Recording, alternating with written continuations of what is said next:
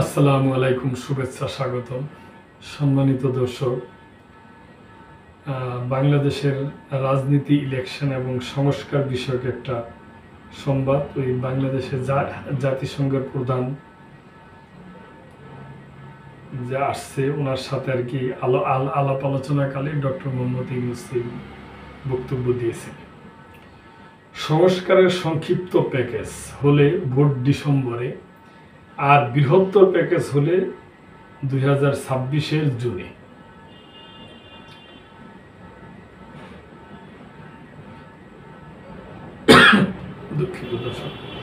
চলতি বছরের ডিসেম্বরে কিংবা আগামী বছরের জুনে জাতীয় সংসদ নির্বাচন হবে বলে জানিয়েছেন প্রধান উপদেষ্টা অধ্যাপক মোহাম্মদ ইউনূস। তিনি বলেন, রাজনৈতিক দলগুলো যদি সংক্ষিপ্ত সংস্কার প্যাকেজ নিয়ে একমত হয় তবে নির্বাচন ডিসেম্বরেই হতে পারে। তবে তারা যদি বৃহত্তর সংস্কার প্যাকেজ গ্রহণ করে তাহলে নির্বাচন আগামী বছরের জুনে অনুষ্ঠিত হবে।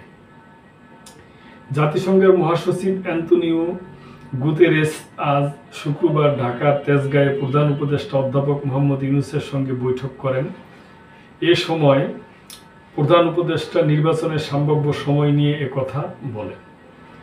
বৈঠকে বাংলাদেশের সংস্কার উদ্যোগের প্রতি জাতিসংঘের প্রতিশ্রুতি পুনর্ব্যক্ত করেন গুতেরেস। তিনি বিশ্বের সবচেয়ে বৈষম্য শিকার জনগোষ্ঠী রোহিঙ্গাদের দুর্দশা নিয়ে উদ্বেগ প্রকাশ করেন।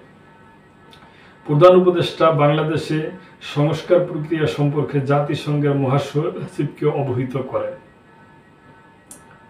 প্রধান উপদেষ্টা বলেন, অন্তর্বর্তী সরকারের গঠিত 6টি সংস্কার কমিশনের প্রতিবেদনের বিষয়ে ইতিমধ্যে প্রায় 10টি রাজনৈতিক দল তাদের মতামত জমা দিয়েছে।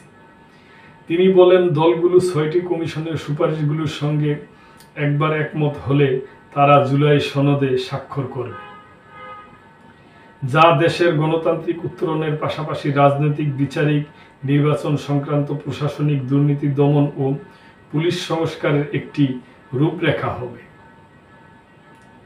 অধ্যাপক ইউনূস বলেন, রাজনৈতিক দলগুলো যদি সংক্ষিপ্ত সংস্কার প্যাকেজ নিয়ে একমত হয় তবে নির্বাচন ডিসেম্বরেই হতে পারে। তবে তারা যদি বৃহত্তর সংস্কার প্যাকেজ গ্রহণ করে তাহলে নির্বাচন আগামী বছরের জুনে অনুষ্ঠিত হবে। প্রধান উপদেষ্টা সুষ্ঠু, নিরপেক্ষ ও অংশগ্রহণমূলক নির্বাচন নিশ্চিত করার ব্যাপারে অঙ্গীকার পুনর্ব্যক্ত করেন।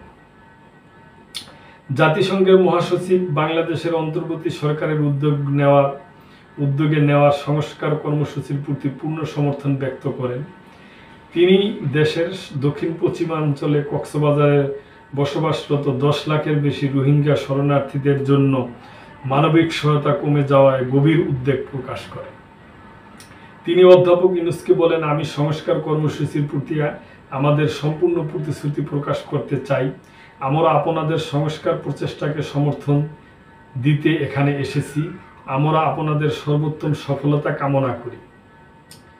যে কোনো সহযোগিতা লাগলে আমাদের জানান। তিনি আশাবাদ ব্যক্ত করেন যে এই সংস্কার প্রক্রিয়া একটি অবাধ ও সুষ্ঠু নির্বাচন এবং দেশের একটি বাস্তব রূপান্তর নিশ্চিত করবে। তিনি বলেন, আমি জানি যে সংস্কার প্রক্রিয়াটি জটিল হতে পারে। গুতেরেস বলেন, জোরপূর্বক বাস্তুচ্যুত মিয়ানমারের রোহিঙ্গাদের প্রতি সহিংস প্রকাশ করতে তিনি রমজান মাসে বাংলাদেশে এসেছেন সংহতি প্রকাশ করতে। কক্সবাজারের শরণার্থী শিবিরে বসবাসরত 12 লাখ রোহিঙ্গার জন্য মানবিক সহায়তা হ্রাস নিয়ে গভীর উদ্বেগ প্রকাশ করে জাতিসংঘের মহাসচিব বলেন, পৃথিবীতে এতটা বৈষম্য শিকার অন্য কোনো জনগোষ্ঠী আমি দেখিনি। তিনি বলেন, আন্তর্জাতিক সম্প্রদায় রোহিঙ্গাদের ভুলতে বসেছে। মানবিক সহায়তা কমানো একটি অপরাধ উল্লেখ করে গুতেরেস বলেন, পশ্চিমা দেশগুলো এখন প্রতিরক্ষা খাতে ব্যয় দ্বিগুণ করেছে, কিন্তু তখন আবার বিশ্বজুড়ে মানবিক সহায়তা সংকুচিত হচ্ছে। রোহিঙ্গাদের আশ্রয় দেওয়ার জন্য বাংলাদেশের প্রতি জাতিসংঘের অপরিসীম কৃতজ্ঞতা প্রকাশ করেন গুতেরেস। তিনি বলেন, বাংলাদেশে রোহিঙ্গাদের প্রতি অত্যন্ত উদারতা দেখিয়েছে। তিনি আরও বলেন, রোহিঙ্গা জনগোষ্ঠী আমার জন্য একটি বিশেষ বিষয়। অধ্যাপক ইউনূস জাতিসংঘ মহাসচিবকে এই গুরুত্বপূর্ণ সময়ে বাংলাদেশে আসার জন্য ধন্যবাদ জানান। তিনি বলেন, আপনার আসার জন্য এর চেয়ে ভালো সময় আর হতে পারত না। আপনার সফল কেবল রোহিঙ্গাদের জন্য নয়, বরং বাংলাদেশের জন্য সময় উপযোগী।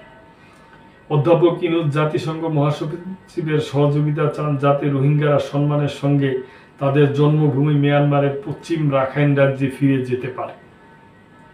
তিনি বলেন, যতদিন তারা বাংলাদেশে অবস্থান করছে ততদিন পর্যন্ত তাদের জন্য পর্যাপ্ত খাদ্য ও মানবিক সহায়তা যেন নিশ্চিত করা হয়।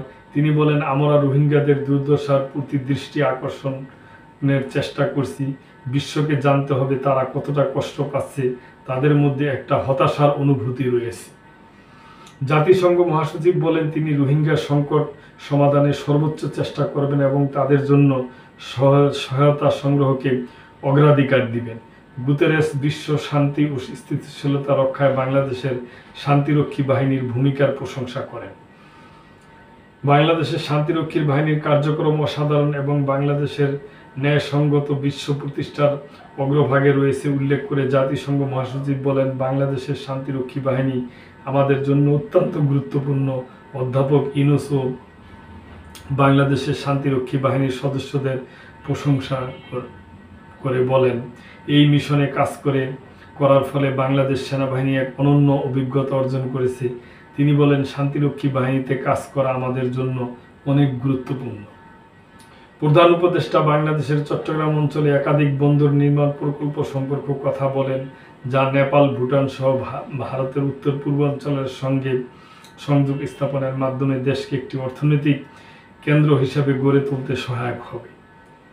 অধ্যাপক ইউনূস বলেন, অন্তর্বর্তী সরকার যুক্তরাষ্ট্র, ইউরোপীয় ইউনিয়ন, চীন, জাপান সহ প্রায় প্রতিটি দেশের সমর্থন পেয়েছে। অধ্যাপক ইউনূস বলেন, অর্থনীতি এমনভাবে ঘুরে দাঁড়িয়েছে যে অন্তর্বর্তী সরকার সিদ্ধান্ত নিয়েছে আগামী বছর স্বল্পোন্নত দেশের তালিকা থেকে বেরিয়ে আসবে বাংলাদেশ। তিনি বলেন, আমরা এলডিসি উত্তরণের জন্য সম্পূর্ণ প্রস্তুত নিচ্ছি। তিনি আরও বলেন, পূর্ববর্তী সরকারের শাসনামলে লুটপাট হওয়া কয়েকশো বিলিয়ন মার্কিন ডলার ফেরত আনার জন্য সরকার চেষ্টা করেছে।